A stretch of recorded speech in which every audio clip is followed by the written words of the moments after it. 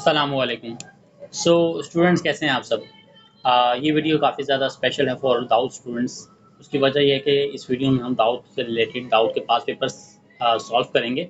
सो ऐसे एमसीक्यूज़ भी हैं जो जिनकी कुछ शॉर्ट ट्रिक्स होंगी वो मैं आप लोगों को एक्सप्लेन करूँगा। सो दाऊद के स्टूडेंट्स से रिक्वेस्ट है कि वो वीडियो को लास्ट तक वॉच करें, इंशाल्लाह 100% एडवांटेज होगा। तो वीडियो को स्टार्ट करते हैं। फर्स्ट एमसीक्यूज़ है हमारे पास इंटीग्रेशन का, जिसमें आपके आपसे कहा जा रहा है कि 1/x ln 5x और dx इसका आंसर किसके इक्वल होगा। सो अगर मैं सिंपल बात करूं इसकी इंटीग्रेशन, तो परफॉर्म करने से पहले मैं आप लोगों को एक चीज़ बताऊं। अगर मैं ln x पर डेरिवेटिव लूं, आप लोगों ने ये देखा होगा, इंटर में आप लोगों ने ये पढ़ा होगा इस तरह से कि x का डेरिवेटिव 1 मौजूद है यहाँ पर, तो हम क्या करते थे ln x लगा देते थे प्लस से, ये करते थे ना। इसी तरह मैं ln 5x का पर डेरिवेटिव लगाकर चेक करूंगा क्या इसका डेरिवेटिव मौजूद है इंटीग्रेशन में, इस इंटीग्रेशन के अंदर क्या मौजूद है। तो ln 5x का डेरिवेटिव क्या होगा 1/5x, और ln का जो डेरिवेटिव जब लगाऊंगा ln पर तो उसका आंसर आता है 1/5x, और इसके ln के फंक्शन पर दोबारा डेरिवेटिव लगेगा 5x पर, जो कि 5 आएगा। 5 से 5 कैंसिल हो गया, क्या आया 1/x, और 1/x आपके इंटीग्रेशन के अंदर मौजूद है, ये रहा। तो क्या करूंगा, जब किसी फंक्शन का डेरिवेटिव मौजूद है 1 में किसी फंक्शन का डेरिवेटिव मौजूद है, जैसे कि इसका था x का, तो हम क्या करेंगे, जस्ट सिंपल ln लगाएंगे, ln 5x प्लस c, ये लगा। समझ में आया स्टूडेंट्स? देखो x का जैसे डेरिवेटिव मौजूद था 1, तो हमने ln लगाया था ना, ln फंक्शन यूज किया था, एज अ फंक्शन यूज किया था ln। इसी तरह यहाँ पे हमारे ये वाले फंक्शन का डेरिवेटिव मौजूद है, तो हम क्या करेंगे, ln लगा देंगे और उस फंक्शन को एज इट इज लिख देंगे, ln लगा देंगे उस फंक्शन को एज इट इज लिख देंगे, जैसे यहाँ किया। तो ऑप्शन ढूंढें कौन सा होगा आपका। ऑप्शन जो है ये ln 5x, या आपका ऑप्शन नंबर डी हो जाएगा। ऑप्शन डी आपका आंसर हो जाएगा। अगर नहीं समझ में आया तो बताइएगा स्टूडेंट्स, लेकिन आई होप कि आपको आ गया होगा। अगर आपने इंटीग्रेशन बहुत अच्छे से पढ़ी हुई तो आपको ये कॉन्सेप्ट जो है क्लियर हो गया होगा। Matrices of order m cross n whose elements are all are zero is called। देखो जिसमें तमाम जीरो हो जाते हैं ना, आपकी रोज भी जीरो हो जाएं, आपके कॉलम्स भी जीरो हो जाएं, तो वो नल मैट्रिसेस कहलाते हैं। सही है। स्क्वायर, रेक्टेंगुलर और ट्राइंगुलर, इन चीज़ों के बारे में पढ़ लीजिएगा स्टूडेंट्स मैट्रिसेस के चैप्टर में। और मैंने एक वीडियो भी अपलोड की हुई है, एनईडी के लिए अपलोड की थी, जो कि मोस्ट इंपॉर्टेंट चैप्टर्स वो दाऊद वाले भी करें, क्योंकि कोई चांसेस नहीं है कि टेस्ट किस तरह का आता है, तो मे बी वो भी वीडियो आपको एडवांटेज करे। सो वीडियो को देख लीजिएगा वो। अब बात करते हैं ये ओमेगा की power 32 plus omega equals to. देखो इसको सबसे पहले, क्योंकि अब ये कुछ फॉर्मूलाज हैं, इनको पहले पढ़ लो। ओमेगा क्यूब इक्वल टू होता है 1 के, 1 plus omega square plus omega, ये होता है 0 के। सही है, याद रखिएगा, ये दोनों भी आते हैं आपके एमसीक्यूज में, टेस्ट एग्जाम्स में ये एमसीक्यूज भी आते हैं। अब इसको सॉल्व करते हैं। मैं क्या करूंगा, सबसे पहला काम करूंगा, इसको क्यूब में कन्वर्ट कर दूं किसी तरह, इस तरह से। ये देखो क्या किया मैंने, 3 10 30 हो गया, यानी ये omega 30 multiply by omega square. देखो ना, ओमेगा 30 तो ये 32 है ना, तो ओमेगा स्क्वायर बचेगा, तो ओमेगा स्क्वायर ये रहा प्लस ओमेगा ये। तो ओमेगा 30 को मैंने कन्वर्ट किया 10 क्यूब में, ताकि ये आपका ओमेगा जो इस तरह से मैं लिख लूँगा। अब मैं इस तरह से लिख देता हूँ आसानी के लिए। अब देखिए ओमेगा क्यूब किसके इक्वल है, 1 के, 1 की पावर 10 1 रहेगा, 1 multiply by omega square plus omega, ये ओमेगा स्क्वायर रहेगा, 1 मल्टीप्लाई बाय हो जाएगा तो अब भी ओमेगा स्क्वायर आएगा प्लस ओमेगा। यहाँ से ओमेगा स्क्वायर प्लस ओमेगा की वैल्यू निकालें, omega square plus omega equals to -1 आ जाएगा, और ये किसके इक्वल होगा, -1। समझ में आया स्टूडेंट्स? ये वाला फॉर्मूला आपको एक याद होना चाहिए, एक ये याद होना चाहिए। यहाँ से ओमेगा स्क्वायर प्लस ओमेगा किसके इक्वल हो रहा है, -1 के ना, तो यहाँ पर भी ओमेगा स्क्वायर प्लस ओमेगा -1 के इक्वल होगा। तो now the centre and the radius of the circle having equation दी हुई है, इक्वेशन को जस्ट लिख लो। शॉर्ट ट्रिक बताता हूँ इसमें कैसे करना है। और मेरी कोशिश होगी मैं जल्दी जल्दी जो है ये इस वीडियो को कंप्लीट करूँ, ज़्यादा टाइम और लेंथी वीडियो ना करूँ। इसी वजह से मैं जल्दी जल्दी जो एक्सप्लेन कर रहा हूँ तो जल्दी जल्दी ही करूँगा। सबसे पहले with respect to X derivate करना है, यानी एक्स वाली जितनी भी टर्म्स हैं उनको अलहदा कर लो। सही है, इनको अलग कर लो और इक्वल्स टू जीरो ले लिया करो बस। अब एक्स के रिस्पेक्ट से डेरिवेट करो तो 2x का डेरिवेटिव 2 हो जाएगा और एक्स स्क्वायर का डेरिवेटिव क्या होगा, माइनस ऐसे ही आ जाएगा, एक्स स्क्वायर का derivative 2x, 2 equals to 2x, ये वाला माइनस 2x आपकी राइट साइड पे जाएगा, पॉजिटिव हो जाएगा, 2 से 2 कैंसिल, x की वैल्यू हो गई 1। अब y वाली टर्म्स को अलहदा कर लो, 6y माइनस 5 स्क्वायर और इक्वल टू हमेशा जीरो ले लो, ये कांस्टेंट लेने की जरूरत नहीं है, हमेशा जीरो लोगे।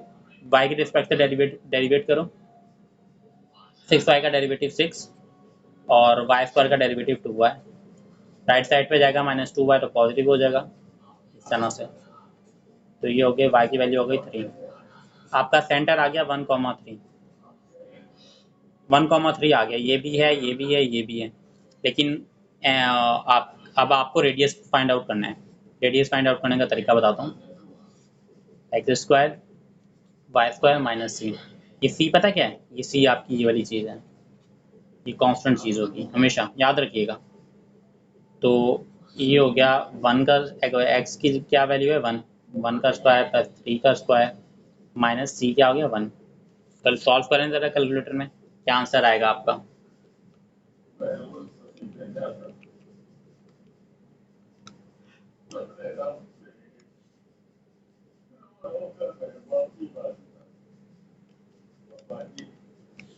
तो आपका आंसर आ जाएगा, आंसर जो आएगा रेडियस वो आएगा 3। सही है, तो सेंटर है 1,3 और रेडियस है 3। तो ऑप्शन आपका ए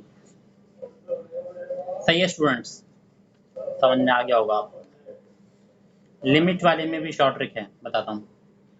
जब आप इन्फिनिटी पुट करोगे तो आपका आंसर आएगा इन्फिनिटी में आंसर आ रहा होगा।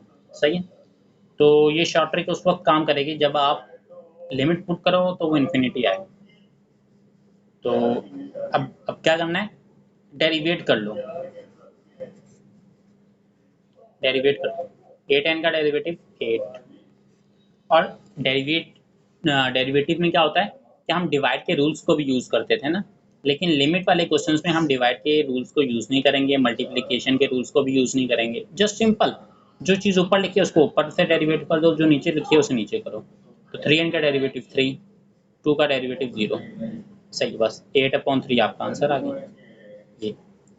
अच्छा, जो रूल्स की मैं बात कर रहा हूँ, जैसे हम क्या करते थे, x/y है, जैसे अगर इसको मैं डेरिवेट करूँ तो हम इस तरह करते थे, x को जो है वो लिखा, y का स्क्वायर कर देते थे, इस तरह से करके करते थे, और y का डेरिवेट करते थे फिर यहाँ पे इस तरह से करके ना। लेकिन आपने कुछ नहीं करना है, ये आपने लिमिट में क्या करना है, सिंपल तरीके से जो चीज़ ऊपर लिखी है उसे डेरिवेट करो, जो नीचे लिखी है उसे नीचे डेरिवेट करो, और डिवाइड के रूल्स को डेरिवेटिव में डिवाइड के रूल्स को, मल्टीप्लिकेशन के रूल्स को यूज़ करने की बिल्कुल ज़रूरत नहीं है। सही है। A sector cut from a circle of radius 3 cm and has a perimeter of 12 cm. Find area. देखो रेडियस दिया हुआ है 3, पेरीमीटर दिया हुआ है 3 सेंटीमीटर। पेरीमीटर का फॉर्मूला होता है r थीटा प्लस r। तो स्टूडेंट्स, जैसा कि पेरीमीटर हमें दिया हुआ है 12 सेंटीमीटर, सही है, और r थीटा पेरीमीटर का फॉर्मूला होता है r थीटा प्लस 2r। तो r थीटा प्लस 2r, ये यहाँ पर क्या करेंगे, -2r हो जाएगा, डिवाइडेड बाय r हो जाएगा, तो ये थीटा निकल आया। थीटा क्यों निकालना हूँ इसकी मैं आपको अभी वजह बताता हूँ। r की वैल्यू यहाँ पर 3 जो है वो पुट करो, क्योंकि r का आंसर क्या है, r क्या दिया हुआ है, रेडियस 3 सेंटीमीटर। सो जब आप वैल्यूज़ को पुट करोगे, r की जगह आप क्या रखोगे 3 सेंटीमीटर, क्योंकि हमें रेडियस दिया हुआ है, तो आपकी थीटा की वैल्यू आ जाएगी 2। सही है, और एरिया का फॉर्मूला होता है r theta square divided by 2, sorry r square theta by 2 होता है। तो r हो जाएगा 3, 3 का स्क्वायर, थीटा की वैल्यू क्या आएगी 2 डिवाइड बाई 2, 2 का से 2 कैंसिल, एरिया आ जाएगा 9 सेंटीमीटर स्क्वायर। सही है, इस तरह से आप सॉल्व कीजिएगा तो ये आप इजीली फाइंड आउट कर लेंगे। जस्ट आपको फॉर्मूलाज याद होने चाहिए तो आप इजीली इन चीज़ों को सॉल्व कर सकते हो। Parabola has the axis of axis at x and passes through the point -3, 6 the equation will be. अच्छा, पैराबोला की जो इक्वेशन होगी जब वो एक्स एक्सिस उसका एक्सिस जो है वो एक्स एक्सिस हो और वो किसी पॉइंट से पास कर रहा हो, यानी अलोंग दी एक्स एक्सिस हो, एक्स या स्लैश वाई एक्सिस हो। बताने का मकसद है ये कोई एक एक्सिस होगा जिसके अलोंग आपसे कंडीशन दी जाएगी और एक पॉइंट दिया हुआ होगा, सही है, एक्स कॉमा वाई पॉइंट दिया हुआ होगा। तो पैराबोला की जनरल इक्वेशन जो बनेगी y equal to A x square plus B होगी, या फिर X square equal to A Y square plus B, सही है, ये इक्वेशन होगी। अगर वो एक्स एक्सिस के अलोंग होगा तो y equal to A x square plus b. अगर वो y अगर वो पैराबोला एक्स एक्सिस के अलोंग होगा तो y equal to A x square plus b. अगर पैराबोला y एक्सिस के अलोंग होगा तो x equal to A Y square plus b. So ये वाला जो पॉइंट है ये आपने एक ऐसे ऑप्शन में पुट करना है जहाँ पर कांस्टेंट टर्म भी दी हुई हो, जैसे कि ये वाला। अच्छा, अब मैंने जैसा कि कहा आपको एक ऐसा ऑप्शन आपने चूज़ करना है जिसमें कांस्टेंट टर्म हो, तो कांस्टेंट टर्म वाले ऑप्शन में आपने ये पॉइंट पुट करने हैं। अगर left hand side equal to right hand side हो, ऐसा ऐसे ऑप्शन चूज़ करना है जिसमें कांस्टेंट नंबर हो। यहाँ तो अब एक ही ऑप्शन था जिसमें कांस्टेंट नंबर था और मैं इसी को आंखें बंद करके चूज़ करूँगा, लेकिन कंफर्मेशन के लिए आप क्या करेंगे, पॉइंट्स को पुट करेंगे। वाई की जगह 6 का स्क्वायर कर दूंगा, 12 मल्टीप्लाई बाय -3 प्लस 72, तो ये 36 इक्वल टू 36 हो गया। और अब ये मज़ीद मुझे कंफर्मेशन मिल गई कि ये मेरा ऑप्शन है। और भी ऑप्शंस आपको मिलेंगे जिसमें left hand side equal to right hand side मिलेगी, लेकिन उसमें कांस्टेंट टर्म नहीं होगी, यानी बी वाली टर्म ये कांस्टेंट टर्म नहीं होगी। 72 जिसमें है ना कांस्टेंट टर्म और आपने दिख रही, तो ऐसा ऑप्शन ही चूज़ करना है जिसमें कांस्टेंट टर्म हो, अगर वो पैराबोला एक्स एक्सिस के या वाई एक्सिस के अलोंग हो। आपके पास जो दूसरा एमसीक्यूज है, the equation of the straight line that passes through the point किया हुआ है and makes an angle. Just इसमें भी सिंपल यही काम है, आपने ये पॉइंट पुट करना है जिस ऑप्शन में आपका पॉइंट सेटिस्फाई करेगा, यानी left hand side equal to right hand side आ जाएगी, वो ऑप्शन आपका आंसर होगा। अच्छा, या इसका सेकंड कंफर्मेशन ये भी होगी कि जो ऑप्शन आप चूज़ कर लोगे ना जिसमें left hand side equal to right hand side मिल रही है, फिर अगर मजीद कंफर्मेशन अगर चाहिए तो क्या करना, उसका स्लोप मालूम करना। स्लोप मालूम करने के बाद ये फॉर्मूला होता है, तो m tan इनवर्स कर देना थीटा, सही है। और अपने कैलकुलेटर में जब ये निकालोगे तो थीटा रेडियन में सेट कर लेना, और जो थीटा आएगा वो पाई/6 आना चाहिए। अगर ये आ गया तो सेकंड कंफर्मेशन भी मिल गई कि ये आपका पक्का ऑप्शन है, सही है। तो ये आप सॉल्व कीजिएगा।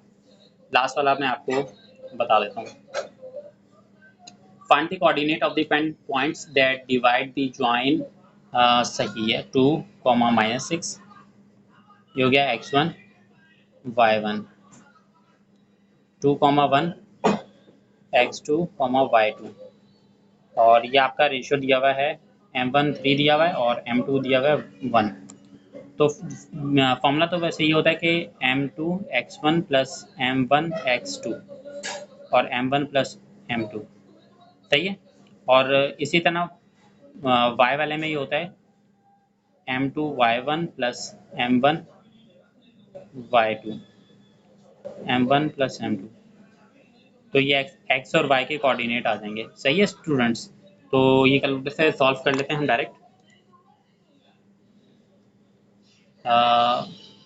ये आप भी सॉल्व करें और मैं भी आपको फ़ौरन से सॉल्व करके जो है वो इसका आंसर जो है आपको देता हूँ।